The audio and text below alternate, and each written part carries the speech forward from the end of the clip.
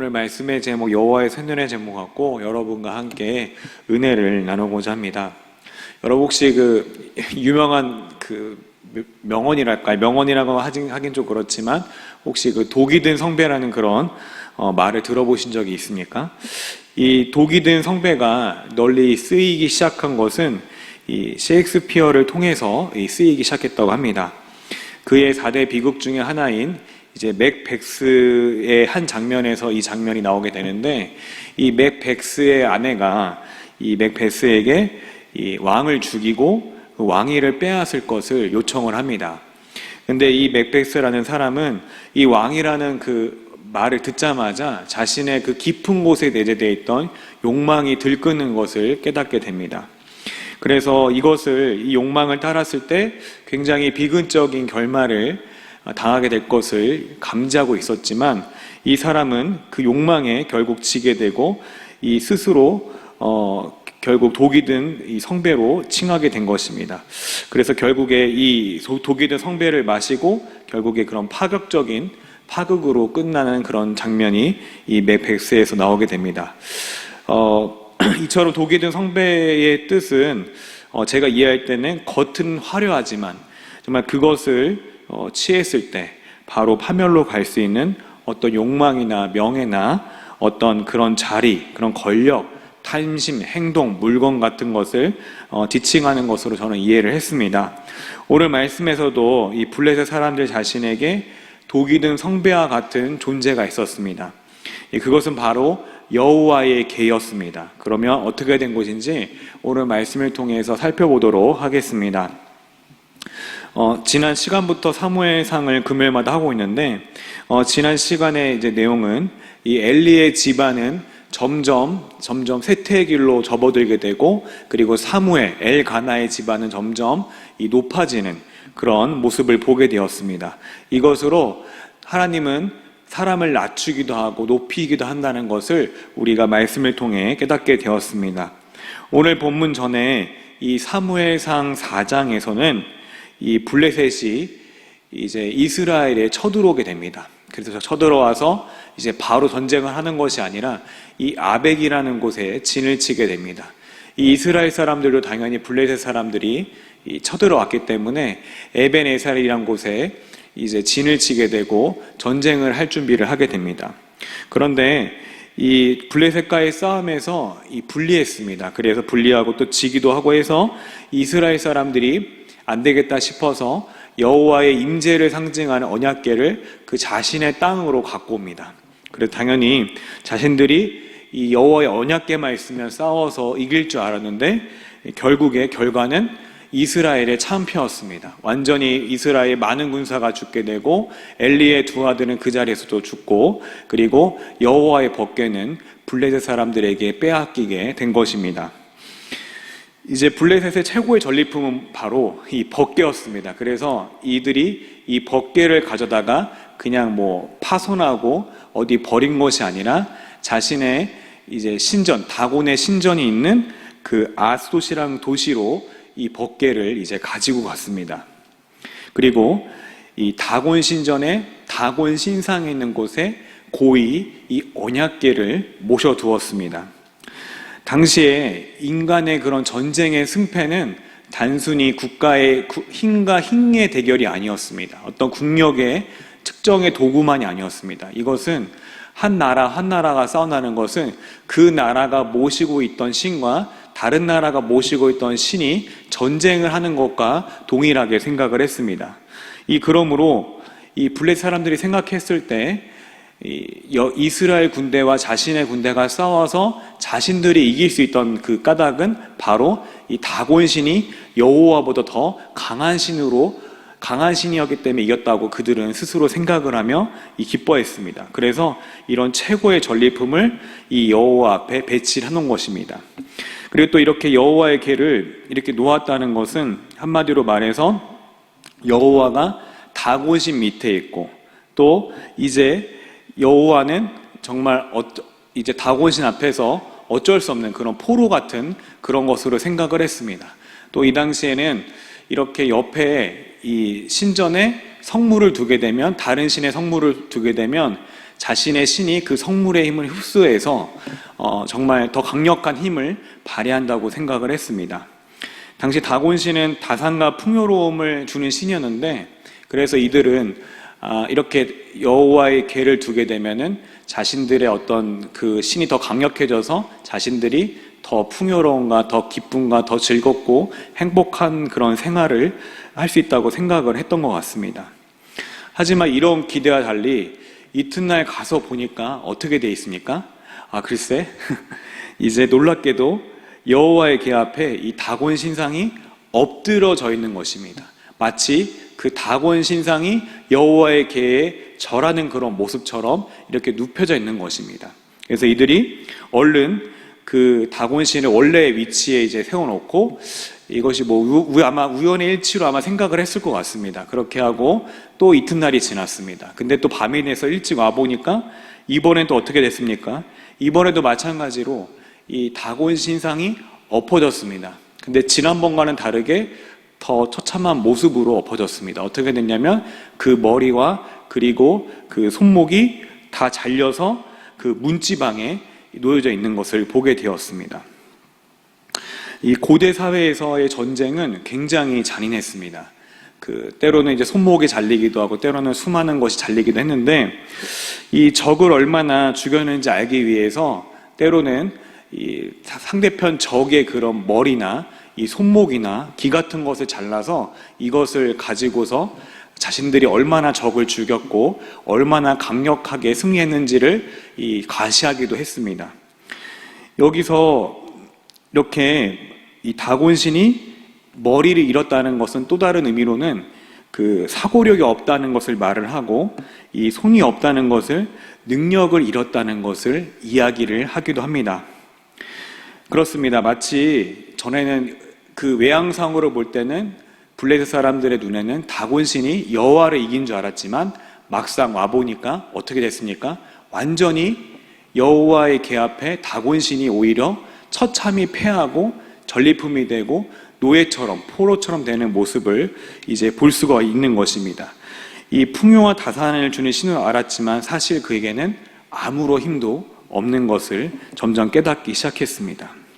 근데 사실 이쯤 되면 블레셋 사람들이 이 다곤신을 버리고 여호와를 참신으로 섬겨야 했습니다.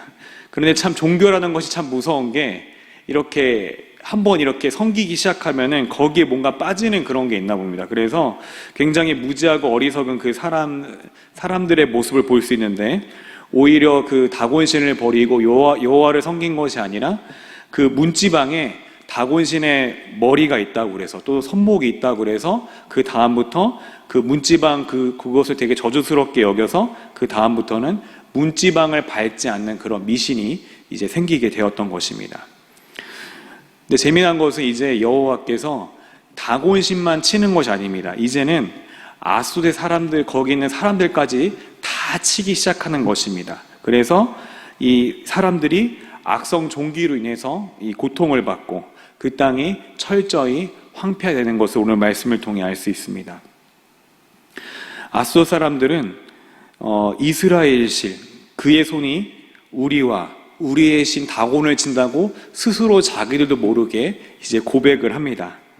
하여서 이제 블레셋을 통치하는 군주들이 모여서 회의를 하고, 그 결과 그들이 절하면은 바로 원래 위치로 돌려보냈을 것 같은데, 이들에게 아까 뭐라 그랬죠? 이 여호와에게는 최고의 전리품입니다. 그러니까 쉽게 포기를 할 수가 없는 것입니다. 그래서 이 궤를 다시 바로 돌려보낸 게 아니라 다른 땅으로, 이 가드라는 큰 도시로 이제 돌려보내게 됩니다. 그래서 아스돗에서 이제 가드로 보내자 이번에 어떻게 됐습니까? 이 장소를 바꾼다고 해서 여호와의 능력이 사라지는 것이 아닙니다. 장소를 바꿨는데 이번에도 마찬가지로 큰 악성 종기가 또 창궐하여서 많은 사람들이 죽고 아이서부터 어른까지 모두 이렇게 종기가 생겨나기 시작했습니다. 이번에는 또 이제 안 되겠다 싶어서 그 개를 에그론으로 또 보냅니다. 보내니까 이번에 어떤 반응을 보이냐면, 벌써 에그론 사람들이 그 소문을 듣고서, 아니 우리 백성을 죽이려고 이스라엘 신에게를 우리에게 가져와서 우리를 다 죽이려 한다고 이렇게 처참히 말하고 있는 모습을 볼 수 있는 것입니다. 이에 사람을 보내서 다시 또 블레셋 사람들이 모이게 되고 여호와의 궤를 원래 있던 곳으로 돌려보내자고 이렇게 결론을 짓게 됩니다. 그래서 우리 백성의 그런 죽임을 면하자 이렇게 이야기를 합니다. 근데 이 하나님의 손이 어찌나 엄중하고 강력하게 하나님이 치시는지 오늘 말씀에서는 이 독한 종기로 치심으로 말미암아 이 성읍의 부르짖음이 하늘까지 사무쳤다고 이야기하고 있습니다. 오늘 말씀에서 왜 하나님께서는 이렇게 이 다곤 신과 그리고 또 블레셋 사람들을 강력하게 무자비할 정도로 치시는 모습을 볼 수 있는데 왜 이렇게 치고 계실까요? 네, 그것은 바로 이 사건에 대해서 좀 이해를 좀 더 정확하게 하려면 이 사건과 비슷한 사건을 좀 같이 보면 될 것 같습니다. 그래서 저는 이 본문을 처음에 접했을 때 어떤 생각이 떠올랐냐면 출애굽기 열재앙과 좀 비슷한 면들이 많다 이런 생각을 많이 했습니다. 그래서 다 아시는 내용이지만 한번 이 출애굽기의 내용을 다시 한번 살펴보도록 하겠습니다. 먼저 성경 구절 두 군데를 보겠는데 출애굽기 5장 2절의 말씀을 한번 보도록 하겠습니다. 네, 읽어보겠습니다. 시작. 바로가 이르되 여호와가 누구이기에 내가 그의 목소리를 듣고 이스라엘을 보내겠느냐? 나는 여호와를 알지 못하니 이스라엘을 보내지 아니하리라. 아멘. 또 하나 읽어보세요. 출애굽기 6장 1절 읽어보겠습니다. 시작. 여호와께서 모세에게 이르시되 이제 내가 바로에게 하는 일을 내가 보리라. 강한 손으로 말미암아 바로가 그들을 보내리라. 강한 손으로 말미암아 바로가 그들을 그의 땅에서 쫓아내리라. 아멘. 네, 그렇습니다. 오늘 이제 출애굽기 과거에 지금보다 훨씬 과거의 그 출애굽기의 내용에서 이제 바로의 고백처럼 이집트의 왕인 그 바로의 고백처럼 또 자신을 신 혹은 신의 아들이라 생각한 그가 뭐라고 합니까? 오늘 말씀에서 나는 여호와를 알지 못한다. 맞습니다. 그 당시에 이집트의 왕과 이집트의 사람들은 여호와를 알지 못합니다. 또 알려고 하지도 않았고 알 필요도 없었습니다. 왜냐하면 이미 그들에게는 수많은 신들이 있었기 때문에 그렇습니다. 태양의 신, 나일강의 신, 개구리의 신, 수많은 신들이 있었기 때문에 여호와라는 신을 굳이 알 필요가 없었고 알지도 못했던 것입니다. 그런데 재미난 것은요, 이 이집트의 사람들만 여호와를 알지 못한 것이 아니라 또 누가 알지 못합니까? 사실은 그 땅에서 400년 동안 종살이했던 노예 생활을 했던 그 이스라엘 백성도 사실 여호와를 제대로 알지 못합니다. 400년 동안 그들이 이렇게 지내면서 여호와가 누구인지 또 어떤 분인지 자신의 조상들이 누구인지를 정확하게 알지 못하는 것입니다. 그래서 이제 쓰게 된 게 바로 모세오경입니다. 그래서 이 사람들은 하나님이 누구인지를 잊고 살았습니다. 그런데 그런 그들에게 하나님이 뭘 보여줍니까? 10가지 재앙을 통해서 하나님이 누구인지를 드러내신 것입니다. 나타내신 것입니다.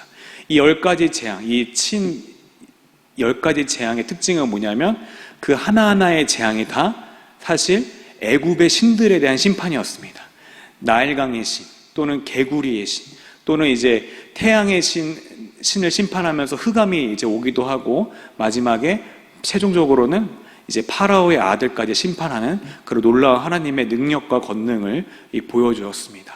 하나님은 그것을 통해서 너희가 그동안 섬겼던 애굽, 이집트 사람들뿐만 아니라 그 당시에 무지에서 정말 이집트의 신을 같이 섬겼던 이스라엘 사람들에게 사실 너희가 그동안 섬겼던 것은 신이 아니라 나의 피조물이고 내가 진정한 나 여호와가 하나님이란 것을 그 이스라엘 백성들에게 나타내시고 보여주신 것입니다. 뿐만 아니라 그 당시 있던 이집트인들도 마찬가지로 똑같이 이렇게 이것을 보고서 여호와를 강력하게 알게 된 것입니다. 오늘 말씀에서도 블레셋 사람들은 이스라엘과의 싸움에서 이기고 자신들의 이제 홈그라운드인 이 다곤신 옆에 이 전리품으로 여호와 언약궤를 두면서 자신들의 신이 하나님 여호와보다 우위에 있다고 생각을 했지만 사실 하나님 여호와의 손으로 그 신을 파괴하고 이 블레셋 주민들에게 악성 종기를 내림으로써 하나님은 시간과 공간을 초월해서 여호와는 전능한 하나님이란 것을 그 만 백성에게 보여주신 것입니다. 이로써 여호와만이 진정한 하나님이시고 그들이 믿는 신은 자신의 백성이 이 종기에 걸려도 구원해 줄 수 없는, 또 엎어지면 그 사람들이 일으켜줘야 되는 그런 무력한 신인 것을 그들에게 분명하게 알려주고 계신 것입니다. 이 하나님은 특별 계시인 이 성경뿐만 아니라 일반 계시인 이 자연 만물과 그리고 역사와 양심을 통해서 끊임없이 모든 사람들에게 자신을 드러내고 나타내고 계신 것입니다. 사실 우리는 계속 하나님의 신성을 보고 있지만 죄성으로 오염됐기 때문에 우리가 그것을 제대로 보지 못하고 뭔가 신이나 존재가 있는 것 같지만 그 영광을 마땅히 다시 하나님께 올려드리는 것이 아니라 하나님께 받은 그 영광을 어떻게 합니까? 자신들이 깎은, 자신들이 만든, 돌과 나무로 만든 그 우상에게 잘못된 영광을 돌리고 있는 것이 바로 우리들의 모습인 것입니다. 근데 우상의 특징은 사람의 마음에서 욕망을 투과해서 만들어낸 것이 바로 우상입니다. 그래서 사람은 이 우상을 자기 뜻대로 조종하고 싶어 합니다. 예를 들어서 나는 무언가를 해줄 테니 무언가를 해주십시오, 이렇게 얘기하는 것입니다. 그래서 이 주문을 외우거나 또는 그 자신의 우상에게 자신의 아들을 인신제사로 불로 태워서 바치기도 하고 또는 이렇게 신의 힘을 빌리려고 별의별 짓들을 다 하는 것입니다. 그렇게 해서 신의 힘을 빌리거나 신을 조종하려는 그런 인간의 마음이 투과된 것이 바로 우상의 특징인 것입니다. 그러나 오늘 여호와 하나님 어떻습니까? 사무엘 4장에서는 이스라엘 백성이 어떤 자신이 이기고자 여호와의 언약궤를 자신의 땅으로 갖고 오지만 하나님이 어떻게 했습니까? 스스로 블레셋에 내어주었습니다. 그들을 내어주고 그들의 뜻대로 되지 않도록 하였습니다. 또 반대로 이 블레셋 사람들은 이 여호와의 언약궤를 갖고 와서 자신의 신이 우월한 것을 보여주고 이 강력한 신을 만들고자 했지만 이 반대로 자신들의 신의 무력함을 깨닫게 되었습니다. 이것으로써 이 하나님은 사람에 의해서 조종을 당하시는 분이 아니라 여호와는 자신의 생각과 자신의 뜻에 의해서 결정하고 행하시는 주권자이심을 모든 이에게 선포하신 것입니다. 오늘 말씀에서 이스라엘 백성이 여호와의 언약궤가 있었음에도 이 패배했을 때, 그리고 이 언약궤가 자신들에게 섬겼던 언약궤가 블레셋의 전리품으로 전락했다는 소식을 들었을 때 어떤 생각이 들었겠습니까? 하나님은 왜 우리한테 이렇게 하셨는가? 왜 우리가 패배하게 하셨는가? 왜 여호와 하나님이 왜 스스로 수치를 당하시는가? 라고 생각했을지 모르겠습니다. 하지만 이 모든 것이 하나님 자신의 뜻에 의해서 결정이 된 것이고, 이 수치를 당하는 듯 하나 이것은 잠깐이고 하나님 스스로 자신의 영광을 되찾는 것을 오늘 말씀을 통해 볼 수 있습니다. 마찬가지로 때로는 우리가 하나님의 영광이 가려진 것 같은 사건들을 볼 때가 있고, 또 때로는 세상에 이 여호와가 진 것 같은 그런 느낌을 받을 때도 있습니다. 그렇지만 지금도 여전히 온 세계가 여호와의 손에 의해서, 그분의 손에 의해서 그분의 뜻대로 움직이고 있는 것입니다. 사실 이 모든 만물이 운행되고 또 우리의 심장이 뛰고 세포 하나가 움직이고 우리가 걸을 수 있고 숨을 쉴 수 있고 또 비가 내리고 또 천둥이 치고 봄과 여름, 겨울이 할 수 있는 것은 하나님이 만들어 놓고 그냥 이렇게 멀리서 지켜보는 분이 아니라 하나님이 하나하나 다 여호와의 손으로서 그것들을 만지고 주무르고 그것들을 운행하시기 때문에, 모든 만물이 그를 의지하기 때문에 지금도 이 세계가 움직일 수 있는 것입니다. 만약에 그분께서 자신의 손을 이렇게 내려놓기만 한다면 이 모든 만물은 다 와르르 무너지고 말 것입니다. 우리도 마찬가지입니다. 내가 좀 어려움을 당하고 고통을 당하는 것 같으나 내가 하나님의 백성이라면 여전히 하나님의 주권과 보호 아래 있는 것입니다. 내가 무엇을 해서 혹은 무엇을 해야만 하나님이 보호해주고 인도해주는 것이 아니라 내가 주 예수를 믿고 이미 그분의 백성이 되었다면 하나님은 여러분을 지금도 이끌어가고 계신 것입니다. 여러분이 설령 영적 침체를 당할지라도 그 안에서 하나님께서는 끊임없이 여러분을 찾고 인도하고 계신 것입니다. 제가 어떤 친구가 이제 외국에서 유학생활 하면서 혼자서 성경 몇 장 읽기, 기도 한 시간 이상 하기, 이거를 몇 달간 했다고 합니다. 열심히. 그거를 지키려고. 근데 하는데 너무 이제 공부가 많고, 그 외국에서 유학생활 하니까 얼마나 힘들겠습니까? 그냥, 우리는 영어도 잘 안 들리잖아요. 그런데 거기서는 영어를 이제 녹음을 한 다음에 다시 처음부터 그 어려운 수업을 다 번역을 해가지고 다시 또 과제를 내고 이러니까 너무 바쁜 겁니다. 그래서 자기가 아무리 열심히 해도 이 수업을 따라갈 수 없고, 그래서 결국에 이런 것들을 좀 소홀히 하게 됐습니다. 그래서 어떤 경건훈련 어떤 교수님한테 상담을 했다고 그럽니다. 자기가 이것도 하고 하기로 했는데 이걸 못해서 너무 마음이 힘들다 이렇게 얘기하니까 그분이 뭐라고 했냐면, 누구누구씨, 이거랑 이거를 못한다고 해서 하나님이 당신을 사랑하지 않는 게 아니라고, 이거나 이거를 못할지라도 하나님은 여전히 당신을 사랑하신다고 이렇게 이야기를 한다고 했을 때 참 많은 위로가 되었다고 합니다. 마찬가지입니다. 우리가 무언가를 하는 것은 하나님께 사랑을 받으려고 하는 것이 아닙니다. 이미 우리는 하나님의 충분한 사랑을 받고 있고 충분한 보호하심과 인도하심을 받고 있습니다. 단지 우리가 무언가를 하려는 것은 그분의 사랑과 은혜에 대한 우리의 마땅한 반응인 것입니다. 그것을 못한다고 해서 우리가 크게 괴로워할 것은 아닌 것입니다. 결국에 오늘 말씀에서 이 법궤는 여호와의 손으로 스스로의 힘으로 결국에 돌아온 것을 나중에 보면 돌아오게 될 것을 우리는 알 수 있는데, 이 마찬가지로 이스라엘 백성이 출애굽할 때 사실 스스로 아무것도 한 것이 없습니다. 그냥 다 여호와께서 모세도 세우고 또 재앙도 내리고 그냥 막 해가지고 결국에 절대 이 초강대국 노예들이 이길 수가 없어요. 그죠? 근데 그냥 여호와께서 다 치시고 다 하셔서 결국에 그들이 동참만 해가지고 그들이 나오게 된 것입니다. 우리도 마찬가지로 정말 우리의 구원도 마찬가지입니다. 내가 하는 것은 아무것도 없습니다. 그냥 여호와가 하시는 것입니다. 내가 좀 부족하고 인생이 꼬이고 좀 힘들지라도 여전히 하나님은 자신의 큰 계획 안에서 우리를 이끌어 가시고, 여전히 하나님은 우리를 구원으로 이끌어 가시는 전능자이신 것을 믿으시기 바랍니다. 저와 여러분이 그것을 믿고 또 하나님께 소망을 두기를 간절히 바랍니다. 우리 결론을 맺겠습니다. 하나님이 다곤신과 블레셋 주민들을 친 것은 여호와의 능력이 다곤신보다 없지 않음을 깨닫게 해두고, 오히려 그들이 섬기는 신은 피조물이며 또 하나님은 전능하시고 자신의 뜻에 따라 행하시고 결정하시는 그런 주권자라는 것을 보여주기 위해서 하신 것을 오늘 말씀을 통해 깨달았습니다. 우리 이 말씀 묵상하면서 같이 찬양하고 같이 기도하도록 하겠습니다.